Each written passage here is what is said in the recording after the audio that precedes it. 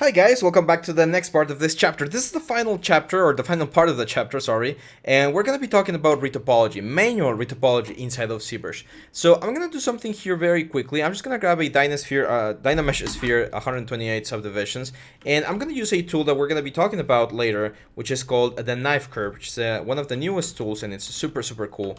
And I just want to show you what would happen if I have a shape that I wanna create cool and useful topology for, but ZRemesher is not working. Like maybe the shape is way too complicated for ZRemesher to like properly give me something. Like let's say we have something like this, right? Like maybe this is like a panel that I need for one of my robots, and just like what's the word? ZRemesher is not doing a good job trying to give me exactly the silhouette that I need. In that case, I'm gonna have to do a manual retopology. I'm gonna have to build the topology from scratch, and that means that I can either bring this into another software like a Maya, Topogon, 3D Studio Max, Blender, or use one technique that I'm gonna show you right now. So I'm going to go into subtool, and the technique involves the use of a C-sphere. So I'm going to create the C-sphere right here, and once the C-sphere is appended, I'm going to go all the way down here to the topology option. This is only going to be available if the C-sphere is selected. So you select the C-sphere, go all the way down to topology, and you select edit topology. The C-sphere is going to turn gray, and what this will allow me to do is I'm going to be able to start adding points on my mesh, like right here. Okay, points that I'm going to be able to draw and create elements from. Now, one thing I am definitely going to do is I'm going to scale this thing like down. Let me go out of topology. Let's scale really down so that we don't have any issue here. And now, if I go back into edit topology, you're going to see that we can start adding points to my element like this. Now, if you want to do symmetry, of course, you press X, and now when we add points, we're going to create this. Now, for this to properly work, we need to understand how to do proper retopology. And the thing that you want to focus the most on is on proper edge flow. So let me click here and then here. Okay, there seems to be like an extra point over there. I'm just gonna see delete topo so that we delete everything and start over. So 1, 2, 3, 4, and then back together. So we close the little square, and we're gonna do the same thing here. 1, 2, 3, 4, and we close the square, and we go 1, 2, 3, and 4. One of the best advices that I can give you for retopology work is try not to do small squares at first. Try to go big, like cover big areas, as big of an area as you can, following, of course, a proper edge flow. And then we're gonna use CModeler to fix certain areas. For instance, here, I know that I'm gonna have an extra panel here, but it's gonna be a little bit difficult to insert. It's not the end of the day, but just inserting there and there. There we go. And then I'm gonna go here, here, here, and here. There we go. And then from here to here. There we go. Now, to combine all of this in the center, of course, we need to go right there. You're gonna see your cross turns green once it meets the center. It should turn like green. There we go. Did that work? Now you can see that one didn't work because I went a little bit too far. Let's try again. Right about there. There we go. And then click here. Oh, click here. Oh, sorry. Click out. You always want to click out and then click back in, because you need to kind of break the connection so that when you create a new point, it doesn't go to the last point you created. It's a very common mistake in the C-sphere retopology. Now, I must admit, this is a very slow and pain or time-consuming method, but unfortunately, if you don't have any other software available, this is probably the one that you're gonna have. So here again, I'm just gonna go to this corner, all the way down here, here, and all the way up. And for this area, for instance, I'm going to need a couple more polygons, because otherwise I'm not going to be able to properly create this topology. So here's where a couple of topology tricks come into place. So I'm going to do this, this, this, this, this, and this. And then, of course, go from here to here. There we go. So as you can see, I'm going to press W, and this is going to allow me to move points around like this. And I need to find a way to convert this 4 faces into 2 faces, and there's of course a lot of ways, but I'm going to show you one. I'm going to go from this corner, or actually I'm gonna do one edge loop here. So let's press outside. So let's go there, there, and there, and there, just to have another edge loop right there. And then here's where I'm going to start doing my little trick.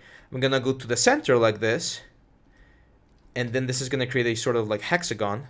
It's not a hexagon, it's like a pentagon. And what I just created, there is an edge loop that goes around, and instead of continuing this 4 edge loops all the way to the top, it's just gonna stop right there. So I'm just gonna finish this panel here, this lateral panel, like all of this area, and then I'll show you how to convert this into actual like workable topology, because right now this is just like a preview of what we want to create. So I'm gonna go here. One quick way to this, just count your points. So I know I'm gonna have one there and one there, and then I'm gonna have one there, and one in the middle. There we go. And that way when I go here, I can go to the center, center, center, center, and center. There we go. And now it's just a matter of connecting the dots, right? Did you guys play this game when you were kids? Where you like draw little boxes and place your initial into it. I don't know what the name is. I used to play with my dad. But yeah, it's pretty much the same thing. Like we're rebuilding the whole mesh because again, even though we could trust ZRemesher to do a good job, sometimes there's gonna be a couple of pieces that we really want to have the control over. So there we go. Now if I press letter A, you're gonna see that we get this super ugly thing. And the reason why we're getting this ugly thing is because this is a single-sided mesh. However, there's one way to change this. I'm gonna go all the way down here to adaptive skin, and you're gonna make sure to turn on classic skinning. And then on the intersection resolution, bring this all the way down to 1. So now if I press letter A, and of course turn on Dynamesh, so I don't want Dynamesh, and I press A, this is what we're gonna get. This is a lot closer to what we're going for. So Dynamesh resolution 0, we do not want Dynamesh. And here's where I immediately am gonna notice some errors. So to remove, you're gonna press Q, and you can just click on points, and that's gonna like delete the points. So I'm gonna again press A. Okay, this topology looks good, so I'm just gonna rebuild this thing. Let me turn on again the other subtool so that we can snap the points. Press Q, start up here, and we're gonna go here. Oh, careful here. Remember, we touch outside of the sphere so that we don't get any weird edges. So here, down, down, and we go here, down, down, and then we click outside, here, in. There we go. Press A again. And this looks a lot nicer. You can see that now this element does look like a very sharp, like something that you would probably model inside of Maya or Blender, right? So once we're cool, once we know that this is the shape that we want, I'm just gonna say adaptive skin, and I'm gonna say make adaptive skin, so that this edit topology that we just created with the sphere becomes an actual skin over here that we can append. So I'm gonna hit append. And we're just going to append this skin sphere right here. So now if we jump on this one, this is the actual sphere. And this sphere is going to be working with all the traditional methods that we have inside of ZBrush, like traditional smoothing. And of course, why not CModeler? So once we have proper topology, now it's very easy to go into insert and just insert like a support edge loop there. Let's say another support edge loop like right there. Let's do another support edge right here. One right here on this crevice, one here on the side. And now if I press Control D to divide this, look at this. A super sharp, super clean, properly subdivided mesh. Like this is what we're going for whenever we're talking about subdivision elements. Like this is clean topology. And the great thing about this is if we export this, this is the low poly that you would be working with inside of Maya. And once you render, like this is the result that you would see on the render. So this is proper topology. This is proper modeling technique. This is subdivision, box modeling, however you want to call it. Some classical tips that we're going to be taking a look at. And that's it, guys. We've now covered the 4 main like pillars of all of the things that we're going to be doing. We just covered polygroups, we just covered CModeler, we covered ZRemesher, and we covered a retopology in case we need to do it.